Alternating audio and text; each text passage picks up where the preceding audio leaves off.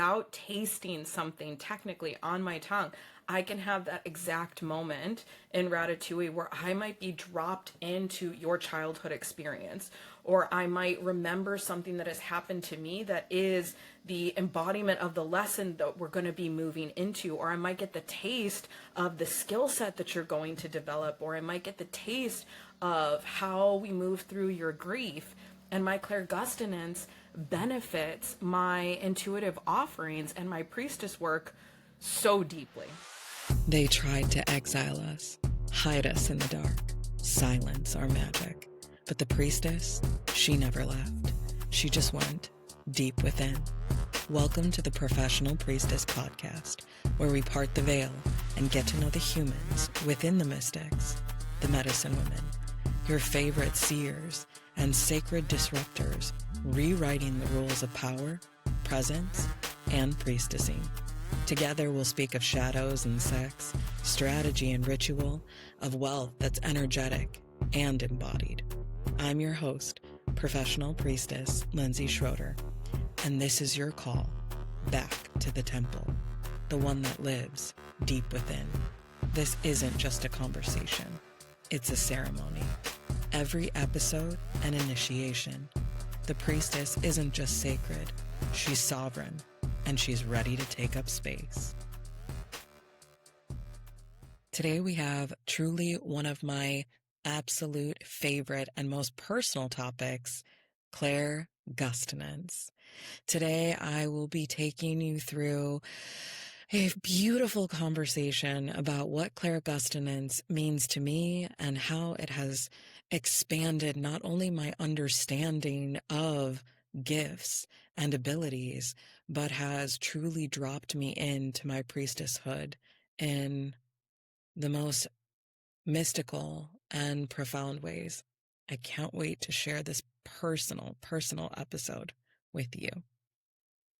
Clairgustance, or clear tasting, is probably something that you haven't heard anything about or definitely much about, and yet clairgustance is my main clair, meaning that the most potent and the most frequent and the easiest messages that I get, and the first messages that I got that were so clear to understand, came through clear tasting, meaning I get so many intuitive hits through what I'm tasting that I'm not actually tasting in a session, in a ceremony, in a program, randomly coming through. So today I want to talk all about clairgustance because it's truly one of my favorite topics to discuss, because even some of the most profound practitioners, embodied priestesses, high-level energy healers that I've talked to, when I tell them that clairgustance is my main clair, they're like, wait, what? It's kind of like when you tell somebody who really knows human design that you're a reflector, and everybody who gets it is like, oh my God, that's so special. Or maybe that's just me. Every time I meet a reflector, I'm just like, oh my God, you guys are such a small portion of the population. I can't wait to talk about that on another episode. Let me know if you're interested in hearing more about reflectors and human design.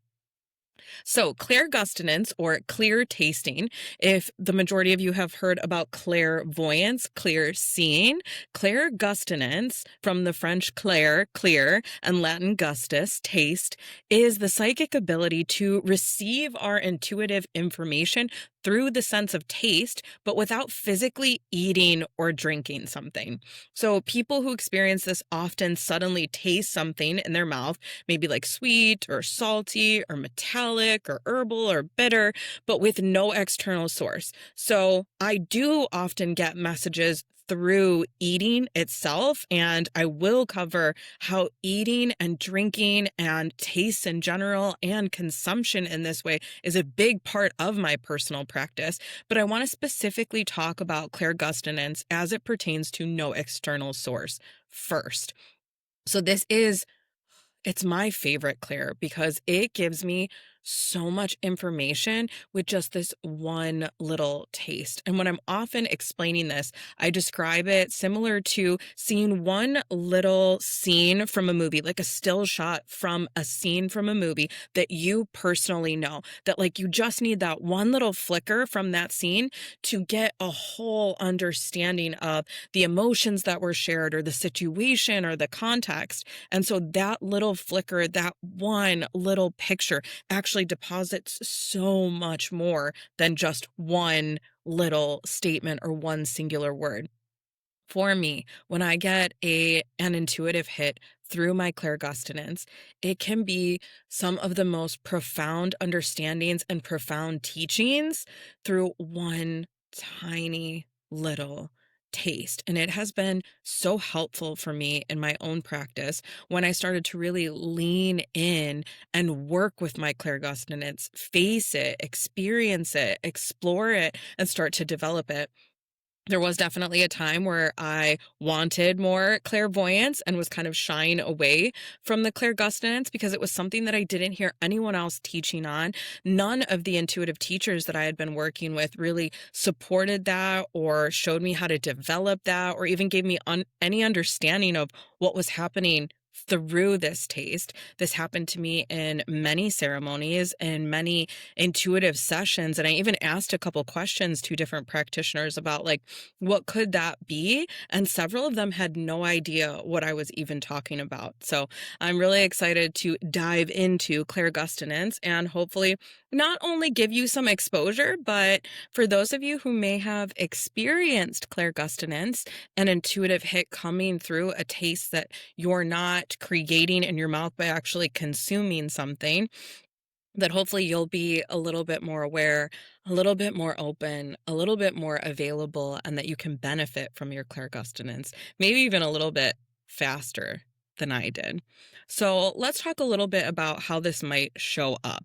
So clairgustance can feel very random at first, but as with all of our intuitive messages, it is a coded message. There is a lesson, a learning, a pointing in some direction through there.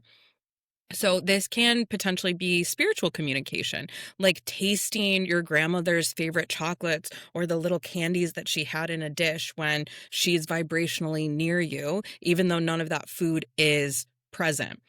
This can also show up, and for me in particular, it shows up very often in energetic scans. So when I'm working with a new client and I'm actually scanning first their physical body, then their mental body, then their energetic body. Then I might go into the blood and bone. I might go into the akasha. I might go into some lineage things, but I might taste something metallic or bitter, or it might give me a whole message. Sometimes I even get where they're from, so to speak, or a past life that's really like close and present and has a lesson for them. I can kind of taste what they were eating. I also remember one of the first really big experiences that I had of clairgustance happened in my old kitchen in my apartment with my bath temple. So if any of you have been following me for a while, the apartment that I had my baby in my bath temple of, I was in this kitchen and I made a buttermilk chicken for the first time. Shout out to Salt, Fat, Acid, Heat for the best buttermilk chicken recipe ever. But so I'm in my kitchen and I had taken out this full chicken out of the oven and I had like pulled off pieces of chicken and I was eating chicken in one hand and cheese in the other hand.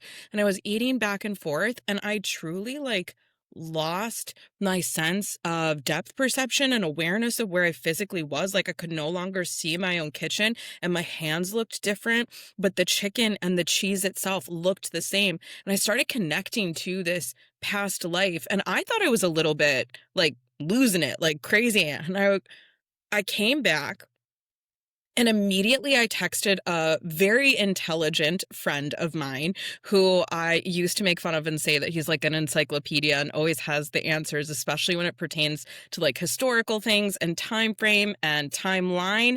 I am personally, being this priestess, this cosmic being, I'm very bad with linear time. So if you ask me like, how long ago did that happen? Or what were you doing in 2012? Or, when was this specific event in linear time?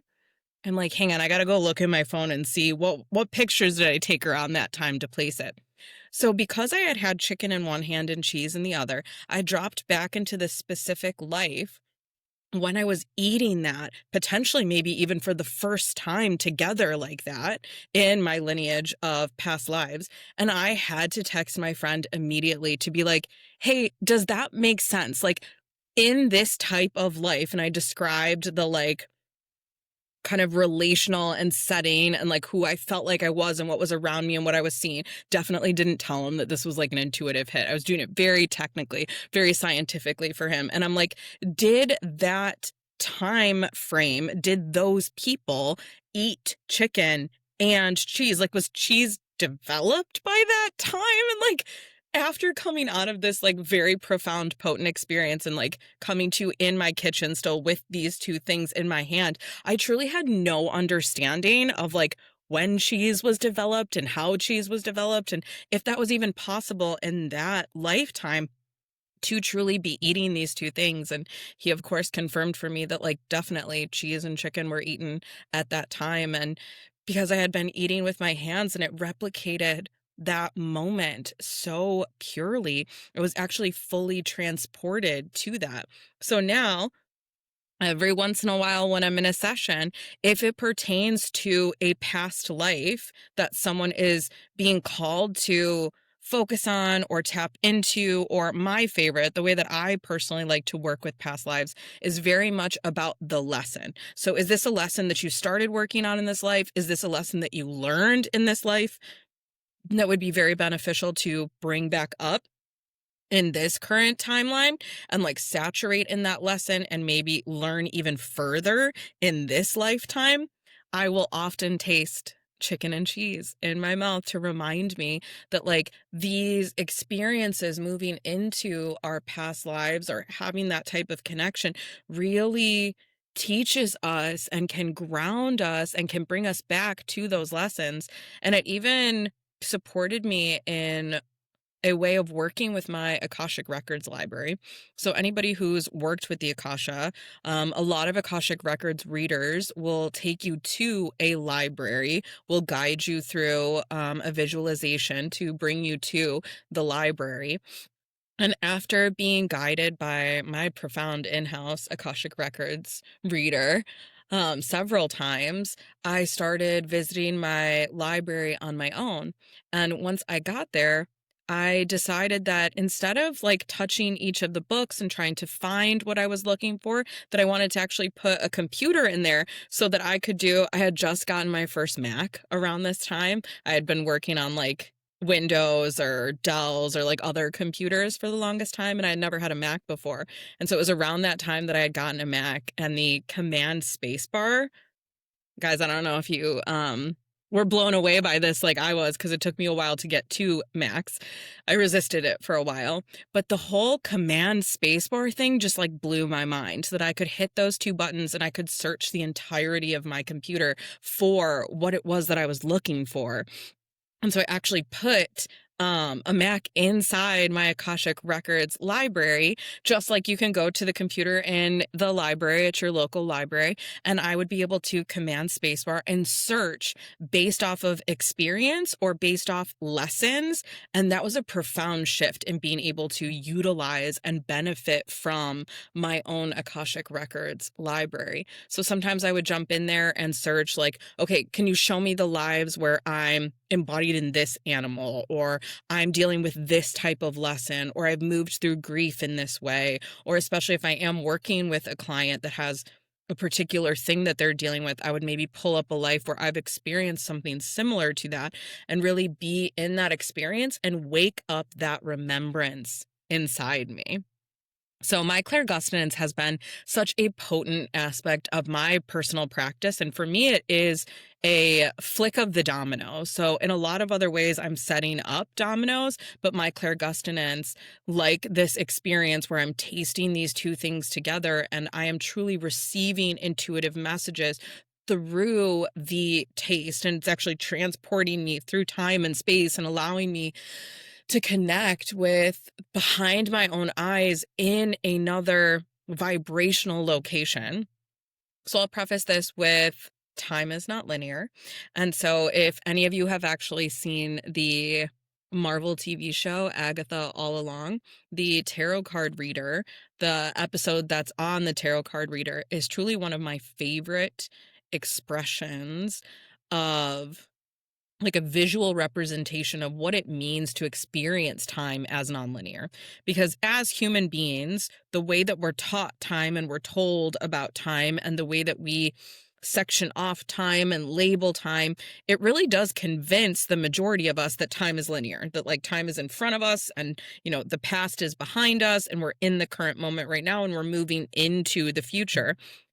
But time is not linear. All time is happening all at the same time. So when you start to work with yourself and this understanding, you can separate the body that you have, the vehicle that you experience this life in, the brain itself, and the mind. Because I believe that those are two different things. We might do the like ikigai Venn diagram where there is parts that are the same, but that the mind and the brain are not in totality the same thing.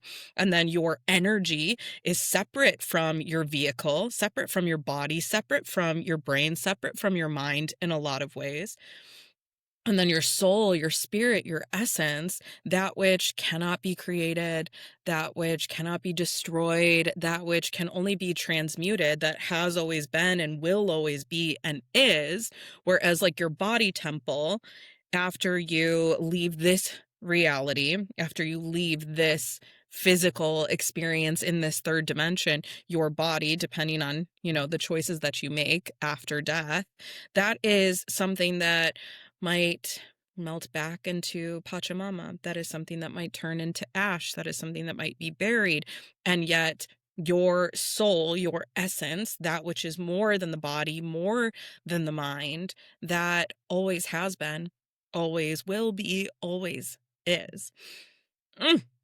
So, Clairgustance. Let's go back to that energetic scan. So sometimes when I'm scanning a client, I might taste something metallic, or I might taste something bitter, or I might taste something absolutely delectable. Or I don't know if you guys have ever seen Ratatouille, that Disney movie. There's that scene where the critic is eating the ratatouille and like his pupil, like you zoom into his pupil, and that one taste drops him down into this memory and truly like helps him go beyond space and time. And he is truly in that moment with his mother, with a skinned knee, being supported, mind, body, and soul, comforted by this woman that he deeply loves, feeling once again like that held child, all from one specific taste.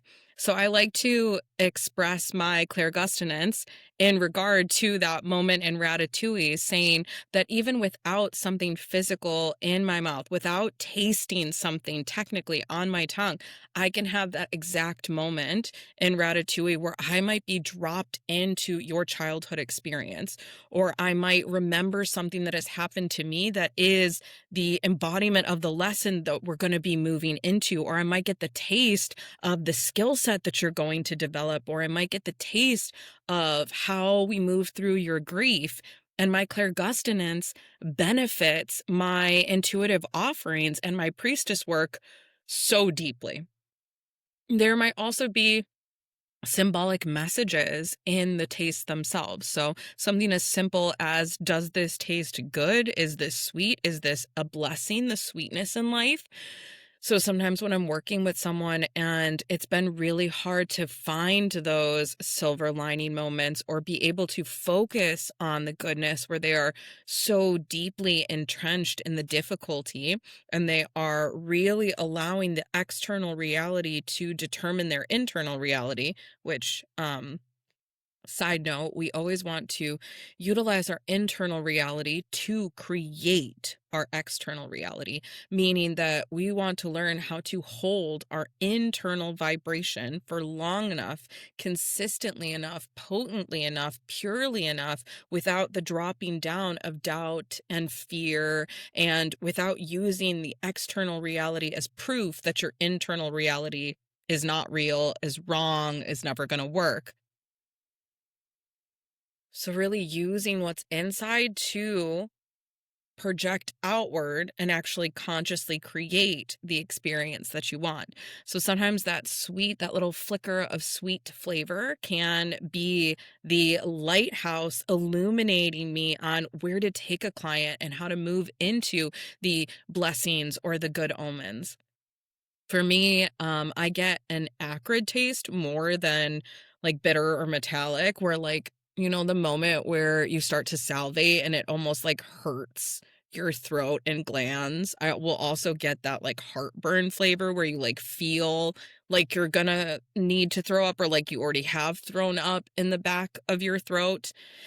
Let me tell you, before really understanding my clairgustance, guys, like getting that in moments of meditation, in the moments as I'm falling asleep, out of a dead sleep, even when, and I know a lot of skeptics are going to say, like, okay, this can be just you're laying on the wrong side, or maybe you're not at the right angle of your body. Like, let me be very clear. There's a big difference between the heartburn that I experienced as a pregnant woman truly experiencing heartburn for the first time and heartburn that has no basis in my actual like mouth, in my actual like body, no matter how I perfect the position of my body, that is truly an intuitive message or that comes at the exact right time in a dream so forcefully that it physically wakes me up. Like I have very much studied that and made sure that it's not that like physical manifestation of these things. And it took me a little while to come to terms with it, because in this dimensional reality and this awareness, these types of gifts, as they're starting to manifest, and I'm sure several of you understand this or have seen this, or what I'm finding with my own clients is that you've witnessed this in your mother or in your grandmother. Our gifts, if they're not supported, if they're not understood, if they are not grown and developed and harnessed so that you know how to wield them, if they are happening to you and you are not in sovereignty with them, in autonomy, understanding consent with them, if you are not able to wield them, gifts that are truly profound will be a burden. And like these gifts are double-edged swords, especially if you do not have the education, the support, the understanding. If you don't know how to, ugh, even describing that, I'm getting it in the back of my throat, that dropping me back into the moments of deep overwhelm in my life where my gifts were flowing through me and yet they were getting me in massive amounts of trouble because I didn't understand and I didn't have the support around me. My mother wasn't telling me like, "Oh, sweetie, your gifts are coming out, like you're growing into this thing, like you're maybe a lineage based witch or a lineage based shaman, or your family understands these gifts," or how we used to live in villages where we would see these manifestations, and then you would know to like bring your child to the village medicine woman or to the village shaman or to the village oracle to be supported and to be trained, because these are skill sets and muscles and you can train them. And so without that support, it can be very overwhelming. There was a time when I was young, like very young, far before I even really had the exposure to like TV and seeing things like Charmed versus like the Snow White representation of the evil queen or the evil witch, until I started to see modern day representation of witches. And now I'm in no way, shape, or form trying to say that the charmed witches are like great embodiments of what it means to be a modern day witch. But when I only had the perspective of like the old woman with the like green colored face and a big witch's hat trying to like hurt the perfect princess, I didn't myself have my own pull towards that or my own understanding. It wasn't until I started stumbling into books on witches and understanding and even hearing some of these terms like clairvoyant, like psychic, like medium, The first time I was told the term medium and it was explained, and I don't know if you've ever heard why we call mediums mediums, but we call them mediums because they actually elevate their vibration or their frequency upwards, and that which they are connecting with brings their frequency downwards. And if you've ever seen anything on like a physical medium, they a lot of times will have a group that supports them chanting, singing in deep joy to help them raise the vibration. But when I first heard that, oh, I have goosebumps, like, even talking about it. When I first really heard and understood, oh, the elevation of vibration, I felt it. And I felt and physically experienced my density changing, my frequency changing, my vibration changing, and that experience can mimic being on drugs. And as a child, I had no understanding of what was happening.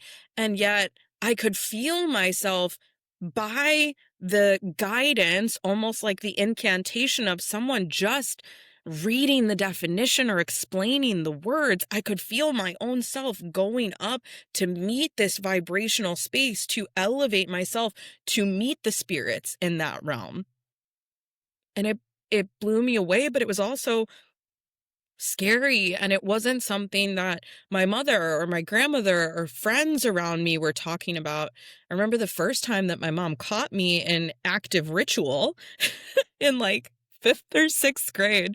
She walked into her bathroom, which thank you, mommy, for my beautiful love of the bathtub and the bathroom. My mother had the most beautiful bathroom in my young years of childhood, a like built-in tub with these like beautiful gold faucets, and it had all of this display area where she put like little containers of, you guys probably remember, any millennials, you guys probably remember these. Do you remember in Bath and Body Works where they had those little capsules that you would like pop open and put in your bath or throw in and it would dissolve? She would have all these like little jars and containers of soaps and oils and pretty bottles and flowers and display pieces, and her whole vanity was set up so beautifully, and it was all like this gorgeous like white marble with gold accents, and I just loved that room so much, and it felt like such a portal. There was mirrors almost entirely around the room, and then windows that you could like see out into the foliage and sometimes see, the moon at night. And I remember the first time that she caught me in an active ritual. She had bought me this mirror and brush and comb set that was like old Victorian style. And it was this like very heavy weighted silver mirror with like all this ornamentation on the back. And I had that, and I had like maybe dried flowers, and I had like a knife, and I was like cutting a bit of my hand to do a bit of blood on the mirror. And like I had no frame of reference for what I was doing. I had no understanding of like why I wanted to do these things, but like a deep part of me always understood this like four corners representation of each of the facets of our elements, the earth and the air and the fire and the water, and this wanting to enact and wanting to be in alignment with the alchemy and with the magical representation. And she walked into that door, and I just remember completely freezing and being like, and she's like asking me like, what are you doing? And I'm like, I don't know how to express in words what I'm doing, but like I'm doing what I'm supposed to be doing, what feels right and true and aligned. And like now, as my adult priestess self, I'm like, oh, this sweet little version of me who felt the magic so deeply and so intrinsically, but had no language and had no support for it and had no container and no structure and no safety. I'm like, oh, little girl. So, for those of you listening who might have a gifted child, I highly recommend being a source of support and understanding, and truly giving our children, especially our gifted children, the guidance and the validation, because there is so much more beyond the third dimension. And like, so many of our kids come in with this beautiful understanding that there is so much more than just what's in our third dimension. Like the times that I was tasting things or smelling things or feeling things or seeing things that weren't there in the third dimension, but were very truly there for me. So, since I just mentioned a little bit about the like smelling, a lot of times the clear tasting and clear smelling can be very deeply connected, especially in mediumship. So, sometimes spirits can bring with them a taste like cigarette smoke or coffee or their favorite dish or something that's connected to them. And you can oftentimes smell this or taste this as you are moving into this connection point with that specific spirit, or that's a great way for that spirit to tell you that they're there, tell you that they're coming through. And even for me, where on my tongue, and I know a lot of mediums and intuitives will let you know, like, where on their screen, where things come through.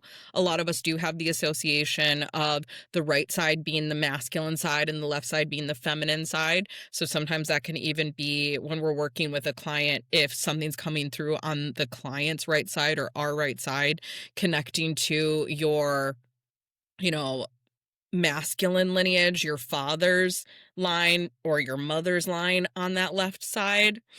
Mm, God, Claire, going through all of these examples of clairgustance is just popping off my like true memory of it. And I don't know if you guys have ever experienced vibrational memory. Um, but when I tap into memory, I have taught myself how to use memory and how to use future visualization or mind movies or energy memory or energy projection to go beyond just picturing, thinking to an actual embodied state, because your brain doesn't understand the difference between going back into a memory, going into this future projection, and what you're actually experiencing right here and right now. So this is a great manifestation alignment process for you to be able to develop as a muscle and strengthen this ability to create not just words. So not just, okay, I'm saying this or I'm thinking this, I'm picturing this, but actually getting into a state where you feel that experience, be that utilizing a memory. Maybe there's a time where you felt joy like that. Or for me, I do this a lot of times with work. Was a time where I signed a soulmate client, or where I completed a ceremony and it was like, oh my God, that was absolutely it. Or the moment that in integration or embodiment, something clicks in for someone, where I can go into that memory or I can create that memory, like a future memory, and viscerally experience that. I'm thinking the thoughts, I'm feeling the feelings, I'm experiencing it tactily, even without, just like clairgustance, without eating something, but actually tasting something, without smelling something in my nose, but smelling through my extra senses, my beyond my third dimension senses. And honestly, we're going to have to do a podcast episode on the fact that we have more than 5 human senses. Because this, for me, even outside of my spiritual self, outside of my priestess self, just like from the human scientific perspective, there's so many things that like I really feel we should be taught in school. Like if we are going to be forced to go to school to build these like little factory workers, there's some really good, very like the majority of us can agree this is like a scientific truth type thing that we just don't address at all. I would love to see, all of the physical senses, all of the like human senses taught in schools beyond just our 5 senses. So if you guys are curious about that, let me know if you would love to see an episode on that. Drop it in the comments, because that could definitely be a really good topic for us to get into. And I do actually know of someone who would be a really great guest to get into that with. But let's not digress too much. Heading back to clairgustance. So let's talk about developing Clairgustance, because now that you guys have heard a little bit about it, maybe you are interested in developing your clairs. The majority of people who come to me and desire to develop their clairs are oftentimes focused on clairvoyance, this ability to see. Sometimes people also want to develop their clairaudience, or their clairaudience is already developing and they really want to understand and learn and harness the ability to know the difference between, am I seeing something with my physical eyes? Am I seeing it in this dimension, or am I seeing beyond this dimension? Same thing with hearing. Like, there's so many times with my partner where I'm asking, are you hearing that in this dimension, so that I can understand? Clairaudience is actually the most difficult one for me to process what is third dimension and what is beyond third dimension. So I deeply understand anybody who struggles with the development of these skills kind of overtaking you, and it can be very confusing. Jumping back into our support for not only children, but those of us who are already at this adult stage and are like, I do have these skills, I do have these gifts, and maybe you've been told for so long that you don't, or have been told that, just like my kid, magic isn't real, witches aren't real. There's one of my co-parents who told her, if you listen to episode 1, that's one of the favorite parts that I got a lot of feedback from you guys about episode 1, the little story where we talk about my little one actually telling her father, being like, so you don't believe in witches? Does that mean you don't believe in my mommy? It was like the cutest little thing, because she's confused how she can have Santa Claus and Elf on the Shelf and the Tooth Fairy at his house, and yet he's telling her that like witches aren't real and like magic isn't real. So I do encourage you, those of you who are parents or who are around children, to really consider how you can support the children in your life and what your stance on magic is, because science is just the magic that we've proven in this dimension, in this reality. And there are so many things that just a couple years ago and hundreds of years ago, people would have 100% said, oh, that's magic. And now it's science.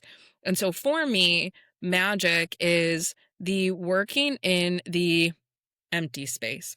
So not the protons, not the neutrons, not the electrons, but the empty space that we scientifically, the majority of us, can agree that matter is a whole lot less physical than what we perceive with our eyes, or what we claim to understand, being able to like physically touch things. Magic is working in that in between, working with the no thing space, working in the emptiness, working in the quantum. And as our quantum physicists and quantum scientists start to dig in even deeper and even further and learn how to prove truly the most magical of things, like quantum entanglement. We just got to that point, didn't we? Where quantum entanglement was proved beyond a shadow of a doubt. And that's something that, as a spiritually minded priestess, I've been in deep agreement with for maybe forever. Those of you who have that strong connection over space and time with someone, where you know if something's happened, or you know how they're feeling, or we can check in with most twins and really validate this experience. And yet when it's twins, we have an understanding, we have a reasoning. And yet when it's just an individual, we can definitely see quite a bit of the judgment and the shame and the fear that people will project. I personally have dealt with quite a bit of that, especially as it pertains to individuals who don't want to be seen or don't feel safe being seen. That one happens a lot, where I can always tell, okay, maybe not always, but I can, for the majority, tell how someone's relationship is with themselves based off of their really quick reaction to me when they first feel this, or when they are first told this. Because a lot of times in social settings, I am bubbling pretty hard, so that that's not an experience that people are feeling without their consent. So I will, a lot of times in social settings, especially if it's like an intentional interaction where I'm like meeting someone or engaging with someone, or like I'm being introduced to someone new, or I'm meeting a friend of a friend, or I'm meeting, someone's partner, someone's family, I will put on a pretty strong bubble. But there are these times where someone is expressing not only, my name, but what I do and who I am. And priestess for me is more than just a job, more than just a career. It is in a lot of ways who and what I am. And so when people find this out, I typically get one of two really, really intense, polarizing reactions.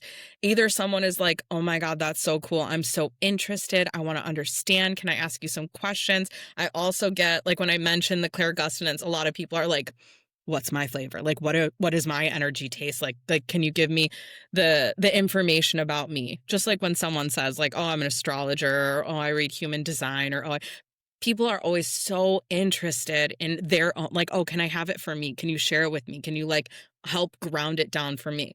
So that's one of the responses that I get. Or the absolute opposite, where people really do not like me, do not respond well to me, pull back, have a lot of judgments. Sometimes people even get like angry or aggressive, or they tend to like scapegoat me a lot, or put a lot of projections up on me, or do the whole, well, like, okay, perform circus, monkey, like, oh, read my mind. And I'm like, yeah, we're not going to do that, because a lot of times I can see like, okay, you're trying to do, but you're thinking like you're truly trying intentionally to confuse me. And I remember doing that when I was first developing my gifts, but didn't have really a lot of understanding, like in college or at the end of college, a couple years out of college, when it was still like my own personal exploration and things were kind of falling into place for me haphazardly, but not through consistency and through my own self-discipline and through my own personal practice. I would get into these like big debates and arguments and like difficulty around here. And now, like I teach now, honoring my own vibrational and energetic boundaries and keeping my own channel extremely clean and clear and very grounded and very separate from other people's projections and other people's own self expressions that can get painted on you, because this is a more unique thing, and it's something that not a lot of people have interacted a ton with. And it is something that is very confronting for a lot of people, especially those who grew up extremely religious or still hold a lot of religious programming. It can feel very, how do I say this in a it can feel very aggressive. It can feel scary to them because they have been told all of these things about the oracles, about the witches, about the magical workers. And so I do typically get one of these very polarized, very, hot and cold reactions to who and what I am. And so experiencing life in out in the third dimension with people is something where I'm like constantly fortifying my own energy. And this is something that I teach in my private work and in my magical mentee work for those of you who are practitioners, who are healers, leaders, visionaries, who are stepping into becoming even more grounded and empowered in your own gifts and your own truth, how to navigate the world outside of our circles, outside of our soul family, outside of other practitioners, outside of other people who understand this or have curiosity about it. Because someone who has no understanding but leads with curiosity, that's always a beautiful experience. But you do come up against many, many individuals just out there in the real world who don't meet you with curiosity, and who your expression, your liberation is very threatening to them. And actually in the episode that will be coming out shortly with Casey Villard of As She Rises, we talk quite a bit about this, that as liberated, embodied, expressed women, we can be very triggering for people. And so if that's an experience that you are having, a facet of your reality that you are dealing with, there is support for that. And there is methodology and tools and practices that you yourself can learn and can develop and can be consistent with so that your experience out in the world can be more enjoyable. Because I want to be very clear that being a priestess, being a magical worker, being gifted, being psychic, these things, when we grow these abilities, I think a very important facet of growing your abilities is growing your ability to still engage in the third dimension in an enjoyable way. We do oftentimes see people who have to recoil, who go into this almost hermit mode or shun the world. And like, I am in no way, shape, or form judging because I have been there. I have done that. I've been that girl, that woman, that practitioner who has chosen to opt out of the real world for extended periods of time because it doesn't always feel safe and it isn't always enjoyable and it isn't always easy. And yet, internally, once again, coming back to your internal reality creates your external reality. When I am safe, when I am protected, when I am sovereign, when I am full of my own autonomy, when I am empowered, when I am confident, and I know how to navigate that inside my own self, I can then create that safety and hold that, even if what is around me is not reflecting that. And moving into this sovereign space where you can create what you desire to feel, what you desire to experience, and how you desire to move through life, regardless of the external stimuli. Now, there are many times where I still fall off of that, like insert the last time I took my baby to the eye doctor. And the two girls there, they got the best of me in such a way. And I was like, okay, I now have to go home and do some practice for a little bit because your behavior, your words, your attitude, your dislike and discomfort with your own either job or experience or what's going on here or the discomfort that I'm offering because of the questions that I'm asking because of how I'm navigating. This happens to me a lot of times when I engage with our medical or dental or vision-based structure, because those systems they're predicated on us being followers, us being sheep, us being little lemmings, not asking questions, not being informed, and being easily manipulated. And I'm not that. Although I was able to be triggered quite quickly, I am now learning, because I have a little one now, that it's very different dealing with these structures and situations for my own self versus dealing with them for my little one.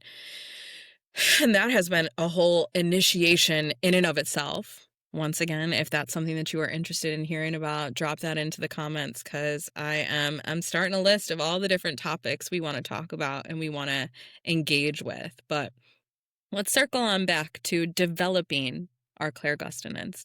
So one of the things that I have really, really loved, and I'm so grateful that one of my favorite mentors, Mami Onami, also said this.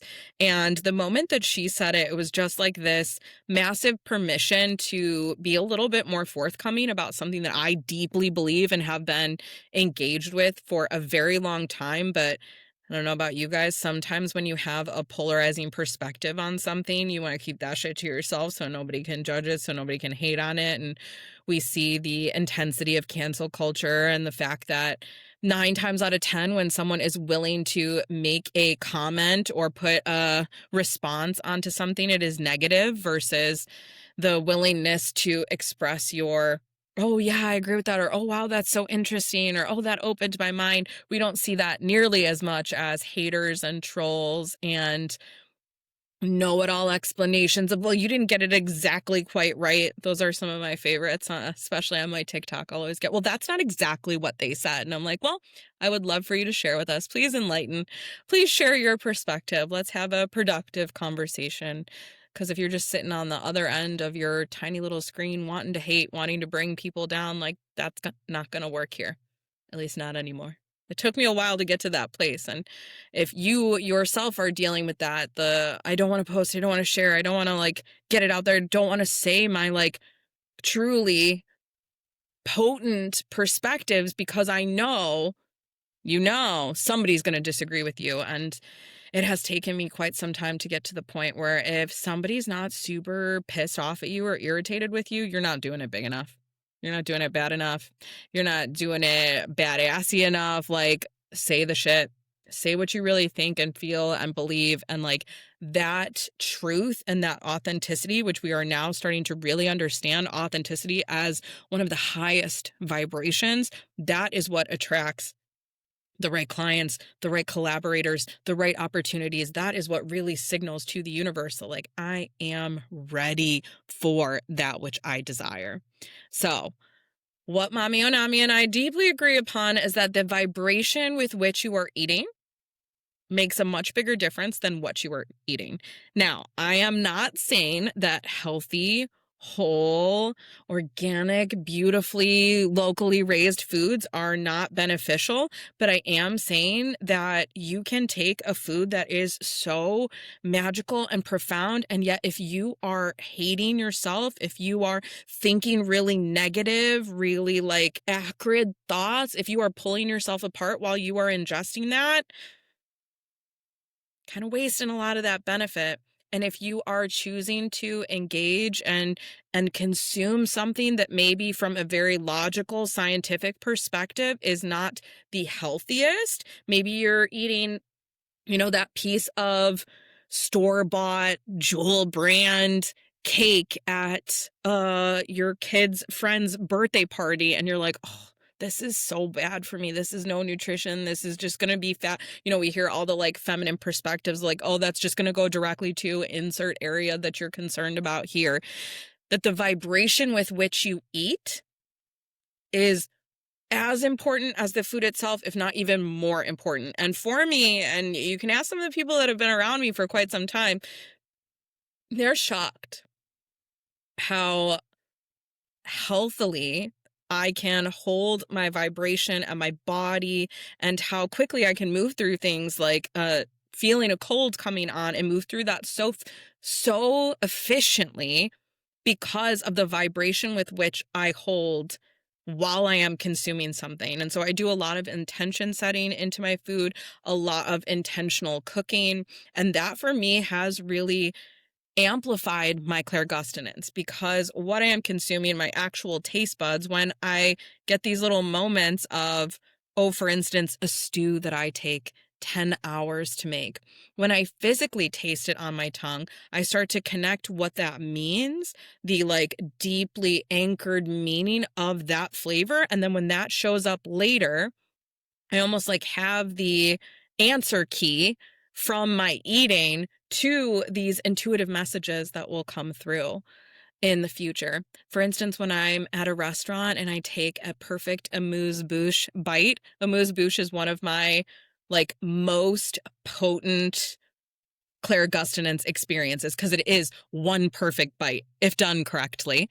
And so with an amuse-bouche, that one perfect bite has this beautiful message like all tied up with a little bow. So the majority of time when I have an amuse-bouche at a restaurant, I am with it for quite some time. I'm looking at it. I might scan it and put my hands over it. I might feel it, exploring it, being curious about it. And so often I feel like I can really connect to the intention or the story that that chef who created it, and sometimes the individual person who is, assembling this, putting it together, actually executing it. And sometimes I can feel the difference between those two things. Those one perfect bites, those are like very clear cut messages, almost like I can write that down, like how some people do dream interpretations and they're like, the hawk means this and the raven means this and the horseshoe means that. I will sometimes even write them down when I've had a really good one where I'm like, oh, that is this particular vibration and feeling and sensation and experience. And then when it comes up in the future in a session, then I'm like, oh yeah, that's exactly what that means. So I do quite a bit of intentional work with what I'm eating, how I'm eating. I'm very aware of flavors. And then one of the things that I used to get made fun of quite a bit for it. Now the majority of people in my inner circle are really supportive and deeply understanding, except for maybe my sister, who still makes quite a bit of fun of me for this one. And I bet you guys will too, in the sweetest way, because when you hear it, you'll really understand it. It doesn't make sense, and yet it does make sense all at the same time. I am half Hispanic, so my mother is 100% Hispanic. And I am a big baby when it comes to spice. I cannot handle any capsaicin heat. I can do like a little bit of what we would call like wasabi heat, where it's non-capsaicin based. I don't enjoy it, but it doesn't have the traumatic effect that capsaicin has for me. I'm talking like one tiny little fleck of chili, of serrano, of cayenne, like any of that. I absolutely holistically avoid heat. And because I have such a feisty personality, such a loud personality, um, it was definitely something where, like, as a child, spending time with my mom's side of the family, ugh, I remember my uncles making so much fun of me and like folding in heat into my food, and like everybody like sneaking heat into my food just to watch me like freak out and like lose it over this.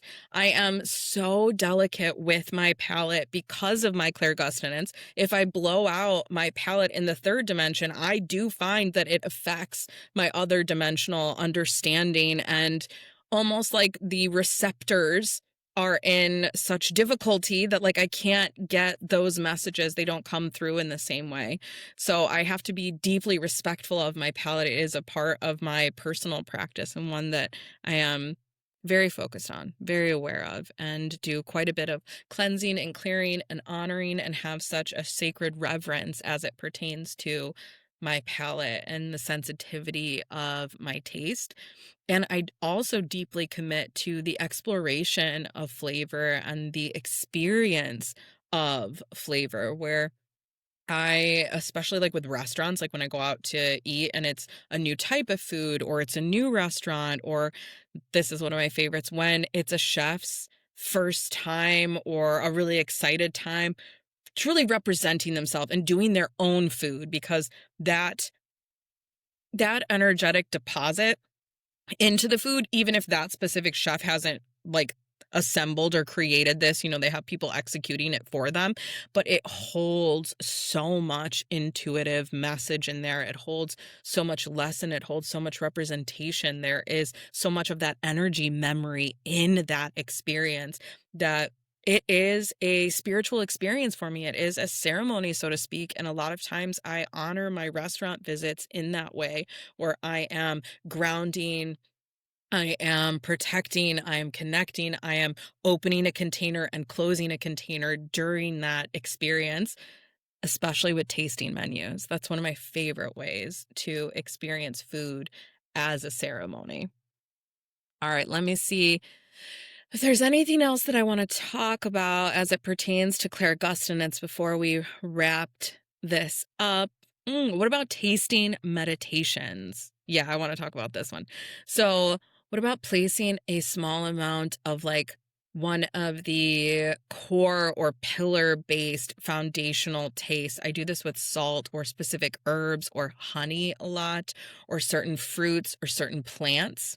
So, putting just a little bit of this on the tongue, closing your eyes, and tuning into the energy behind the taste. Those of you who have done dieta with a specific plant really know what I'm talking about when we like clear everything else out, so that not just the taste, but the experience with all of our senses, both of our human senses as well as our beyond senses, can give us so much information from this.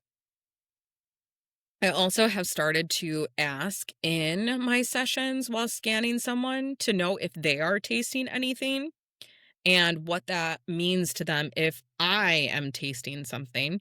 I have started to include that in my work. For a long time, I was receiving those messages through clairgustance and was sharing the meaning, the lesson. But as my work has continued to grow and to expand, and one of the core tenets of my work is really about you. So I am the holder of space, I am the guide in the container, but I am not here to teach you my methodology, my perspective, what works for me. A lot of times I will use that as an example of like, this is how I do that. Now let me know how you react to that, or when you try it, what works, what doesn't work, and pivoting and editing. But my true magic as a coach, as a mentor, as a healer, as a guide, as a leader, as a priestess is around being able to support you in how your intuitive messages come through, in how your threads show up, and really supporting you in these altered states in a safe container being held where you can experience so much safety and so much sovereignty and so much awareness and tap into these like tiny little nuanced intuitive experiences where when I say, hey, did you feel that come through on this side? Or like, what are you tasting? Or I saw this picture, and then you get to share with me, oh, this is what I heard, or that's what that means to me, or I have historical connection to that, that I am not giving you the answer. I'm showing you how the answer is coming through for me. And then seeing, is that the same way for you? Is it a different way? Does that mean something? Is that waking something up? So I believe that healing and growth in this way is much more like a web than a straight line. And so me tapping on that web and showing you and acknowledging it, my experience in my own web, and getting into that space with you and being able to tap on those delicate threads and awaken those specifications for you and guiding sometimes where your focus goes or illuminating. A lot of times I talk about having the gift of bringing a flashlight into this sacred space so that I can point out things to you and illuminate it so that you can look at it with more than just these two eyes, but with this eye as well. And so with Clairgustance, my main Claire, maybe my absolute favorite Claire. We have been through so much together, and my Clairgustance in particular has been the North Star for me of my gifts and what she has taught me, that it is so important to experience your gifts as your own and experience and understand and explore and develop your gifts as your own.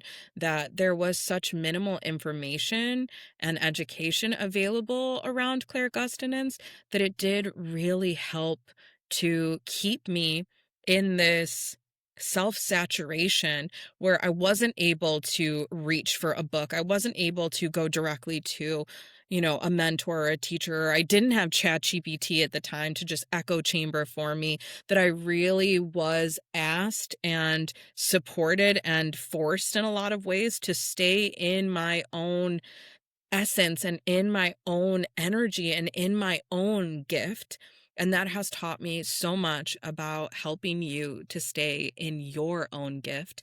And when you grow your gifts and your alignment and your sovereignty and your nuance and your understanding, the results are absolutely magical. So I hope you have been expanded. I hope you are super curious. I hope you might even consider your own understanding and your own development of your own clairgustance. And I would love to hear from you guys. Have you ever had an experience with clairgustance? Have you ever tasted something that wasn't on your tongue? And did it maybe hold a message? One that you knew then, one that maybe you're figuring out now.